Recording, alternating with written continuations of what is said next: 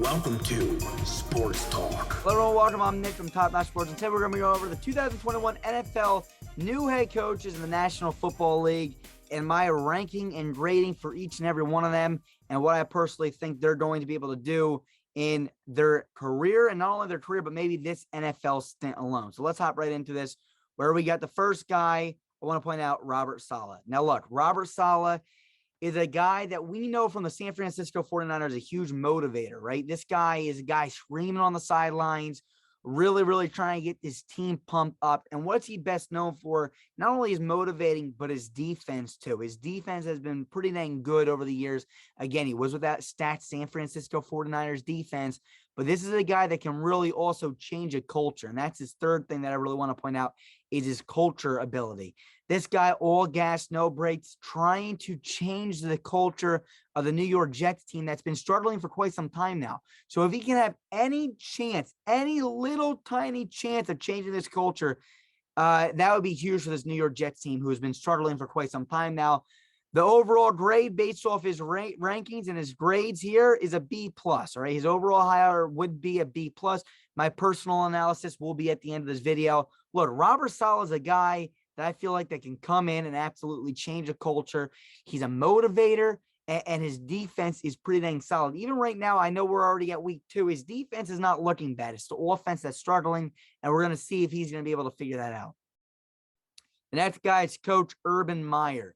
Okay, this guy has one of the best college coaching records, probably the best of all time, what he was able to do throughout his college career. But college does not always, exactly translate to the NFL. This guy is more of an offensive-minded guy who also he wants to change the culture of this Jacksonville Jaguars team. The Jaguars have not been that great either. Let's be honest. They were pretty good with Doug Marrone. They were building a team with Gus Bradley. Doug Marrone didn't do too bad with them. And now you look at him and it's like, then the culture just went downhill. They got Jalen Ramsey. He wanted to leave. Yannick Ngakoue wanted to leave. They got Josh Allen, Telvin Smith, Miles Jack. They got a few guys, but a lot of guys wanted to get out of there. And now you look and Urban Meyer comes into this mess now where they're kind of up in the air, right? The Jaguars were the worst team in football last year, which allowed them to get Trevor Lawrence. Now, Urban Meyer's an offensive-minded guy. Okay, he is an offensive-minded guy throughout his entire career. He wants to rebuild this culture. So when you get the first overall pick in Trevor Lawrence, who everyone probably, a lot of people were saying, not me, but a lot of people were saying that this might be the best quarterback prospect of all time since Andrew Luck, et cetera. Urban Meyer wanted to stab at having this guy on his team, and he got him on his team, right? So again, he's a pretty decent motivator, not a great motivator, not like a Robert Saleh or one of those other guys. He's a very good offensive-minded coach, and his culture is very good. Now, again, his offensive grade, why is it only a B+ if he's so good? He was a great offensive-minded coach in college football. That does not always, again, translate to the NFL. College offense versus NFL offense is two totally different stories. So, again, I'm not going to give him a great grade at offense because, again, just because it worked in college football does not mean it's going to work in the NFL. And already, I don't really like a lot of screen passes and stuff. It just doesn't work in the NFL. You got to be able to have some nice route patterns down the field. So again, overall higher for Urban Meyer, his grade was a B. Next coach, Nick Sirianni, Philadelphia Eagles guy. I watched this guy's press conference and I almost had a heart attack. He was not a leader of men, but I can see that something has changed since his introductory press conference. Look, Nick Sirianni coming from Indianapolis, best known right under Frank Reich. Nick Sirianni never called the plays, okay? So that was something that, some people scratched their heads with. He was also a defensive back coach, or back when he was very beginning, in the beginning of his career. He did, so he knows a little bit about the defensive side of the ball, okay? Motivator, offensive genius, yeah, somewhat. Defensive-minded coach, by the way, he did teach defense at once. He did coach the defensive side of the ball at a certain part of his career. So he does know defense a little bit. And is he a culture changer? And I'm going to say yes. And you might say, why are you saying yes? Why does he have a better culture grade than offensive grade? And when I see Devontae Smith dancing in the locker room and guys just buying into Nick Sirianni, it's something that I'm not seeing. There's something that must be there. Okay, he's not losing his locker. This isn't something like he lost his locker room and they're dancing on logos or anything. No, they're buying into this guy. I don't know how. I don't know why. I don't know what is so special about him. I don't watch him a lot. I'm going to be honest. But what I can tell you is that the locker room is buying into Sirianni. He's an offensive-minded guy. He was a quarterback coach for years. He was also a wide receivers coach. This is a guy that, when you got someone like Jalen Hurts there, he can have a huge impact on someone like Jalen Hurts, someone like Devontae Smith, and change his offense, and not only change offense, but change the culture of this Philadelphia Eagles team. I think he already made an impact on the culture of the Philadelphia Eagles team. I'm interested to see what he can do. Now, again, best hire, best speaker. No, I really don't think so. You're not going to change my mind on that. Okay. He's gotten better at public speaking, but you still got to be able to be a leader of men and be able to do that. You got to be able to speak at press conferences. He's not the greatest at that, but what I can tell you is this guy already started to change the culture of this team. Now, whether or not he's going to succeed or fail, I don't know, but you're going to see my prediction at the end of this video. Dan Campbell, right? This guy, okay? You want to bite people's kneecaps. I love it. I bought into it right away. People are knocking him on TV. I bought into it. I am a full Dan Campbell supporter. This guy's a motivator. Not only is he a motivator, but he's a culture changer. Okay. He wants to change this Detroit team for the better. Okay. Motor City. He wants to change it. He reminds me of Joe Judge when he came in. Okay. These guys are culture changers. They try to set the tone. They might come off. They might rub off on some people the wrong way. I like it. I personally like it. He's a motivator. Okay. He truly is. He tells them he wants to run people into the ground. He doesn't hold back on his statements. Okay. He's a tough guy. He's a tough son of a bitch. I'll be honest with you. Okay. Now, is he an offensive genius? No. He was a tight end in the NFL. He wasn't that good, to be honest. What was he? Did he really coach anything special? No, he was mainly a tight end coach and stuff like that. He wasn't really anything special. But his defense, too, again, he's not a defensive-minded guy either. He's more of an offensive guy. He played offense. He coached offensive tight ends. But he's just a motivator that wants to change the culture. And I can buy into that as well, okay? Some people don't like coaches like this. Some people can't buy in. They don't like the hard-nosed football kind of a mindset. We're going to change this culture. We're going to be, we're going to play tough and physical. And some people just don't like that. Some people don't like that attitude. Some people will not buy into it, but I buy into it right away. I like Dan Campbell, and I think that he's going to change the culture for the Detroit Lions team.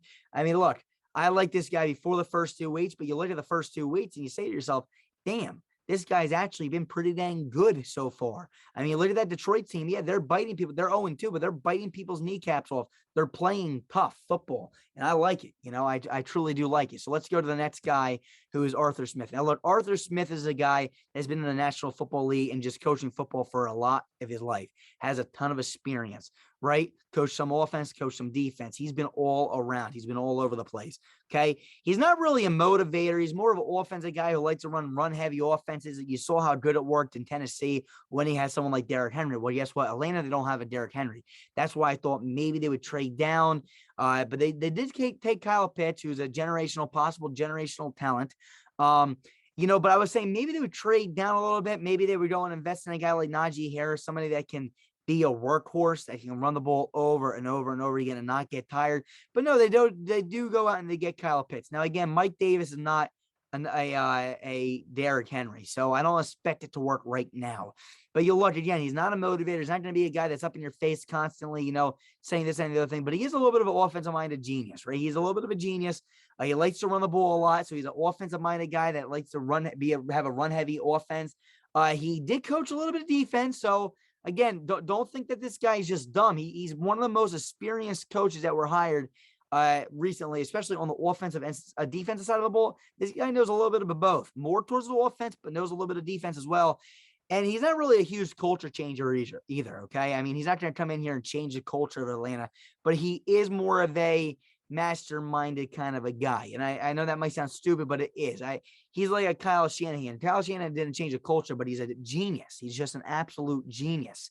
Matt LaFleur is not a motivator or a culture changer. He's just a genius. Arthur Smith isn't really a genius, but he's going to try to implement his run-heavy offense in this Atlanta team, and hopefully he can do that in the next few years. And again, time will tell with this guy. Will the Atlanta Falcons give this guy time to build up what he wants to build? If not, he's going to fail horribly. I mean, this guy wants to be able to be a run-heavy offense. Therefore, he needs to get offensive linemen, and he needs to find a running back that can do that. Right now, they have neither, so they're going to have to wait and see what they can do. The next guy is David Coley. This is the last and final guy. Look, David Coley wasn't a huge fan of him when he came. Still not a huge fan of him, to be honest with you. You do see them playing hard. The team is playing hard for this guy. He's been a wide receivers coach for quite some time, right? Offensive guy. Not an offensive genius. Definitely not a defensive genius. He's not a genius at all. I saw him, I said it was 3rd and 15. They pick up 12 yards or 13 yards. It's 4th and 2. They have a decision. It was offside. So they can either take a 3rd and 10 and go for it and try to pick up that first down. And they don't get it, then you punt. Or 4th and 2, and you go for the 4th and 2 and try to pick up the first down. Well, this guy, who is a little dumb in my opinion, chooses to not only, decline the penalty and take the 4th and 2, but then he decides to punt on 4th and 2. That makes no logical sense at all. You take the 3rd and 10 if you want to have a chance of maybe punting. You take the 3rd and 10.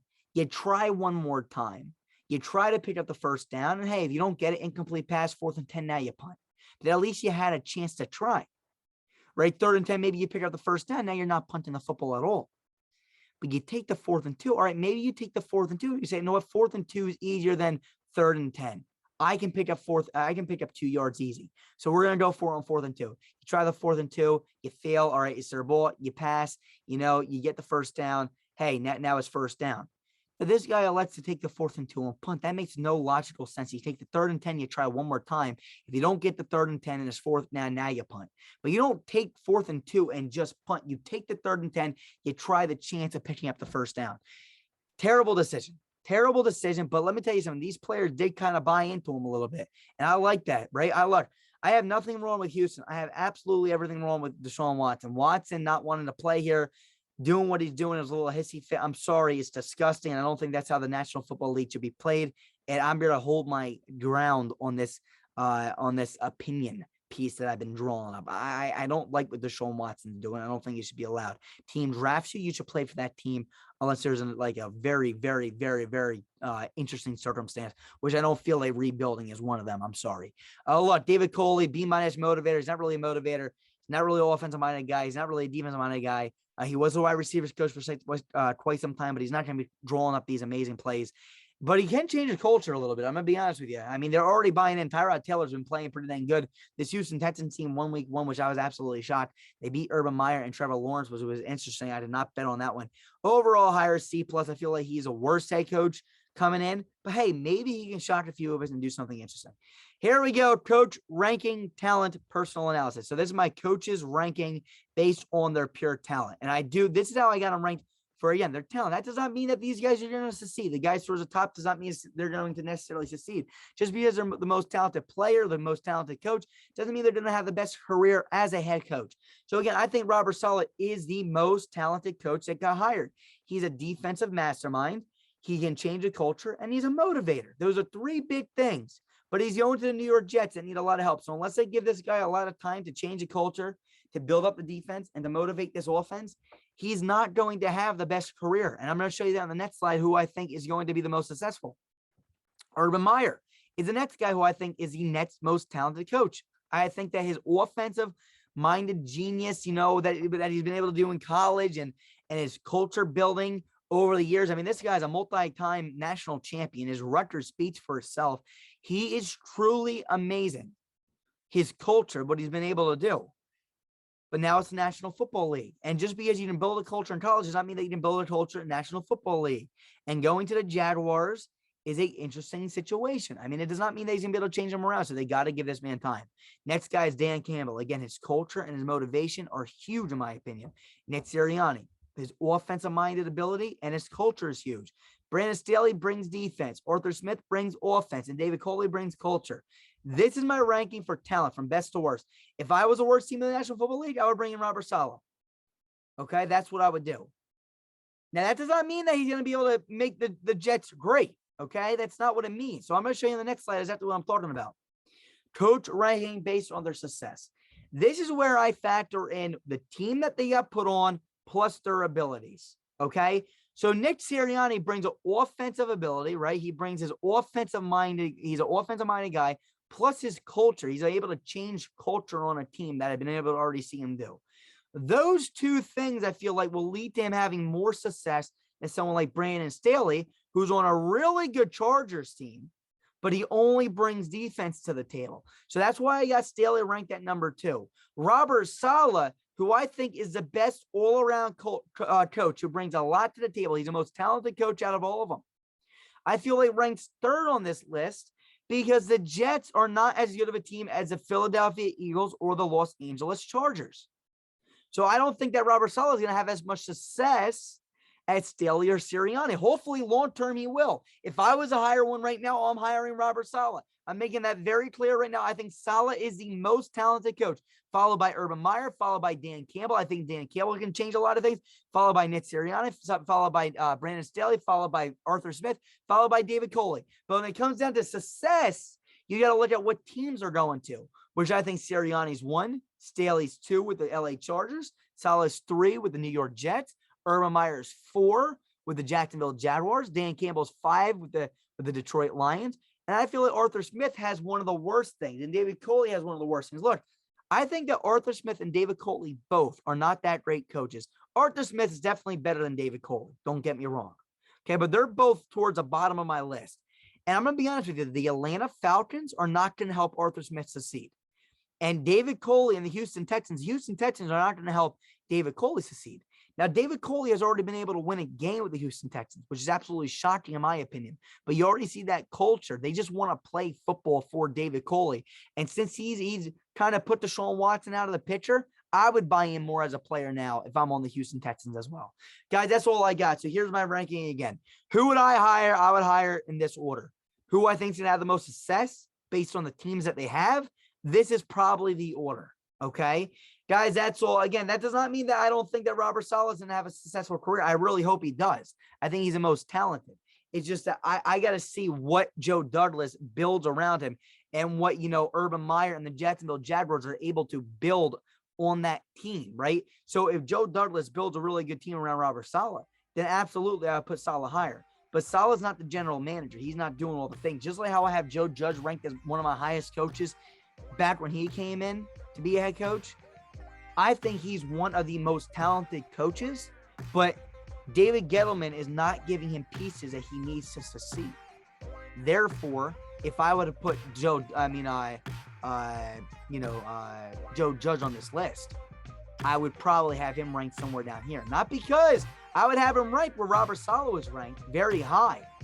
But with that being stated, his success, his situation, with the pieces and the surrounding cast, I just don't know. I got a lot more faith in Joe Douglas than I do in Dave Gettleman.